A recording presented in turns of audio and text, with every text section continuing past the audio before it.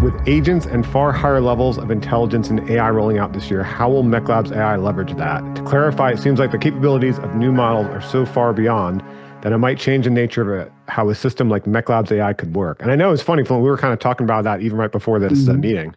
Yeah. Well, with the release of 1.0, we've got PhD level logic taking place in the LLMs. And the answer to that question is we don't want to compete with them. We stand on top of it. You can change out any LLM you want, whichever one is best. No matter how smart it is, it needs the data. Without the data, it can't fill those holes. And so what we do is create that whole stack, and then we change out the LLM. It might be that today OpenAI is best and tomorrow it's Grok. And by the way, you can change it out when you create your own. So it's not about like them catching up. Every time they get better, it pushes the whole capability of MeclabsAI even further. For example, you can already create an image, but soon you'll build your video right here in MeclabsAI with voice.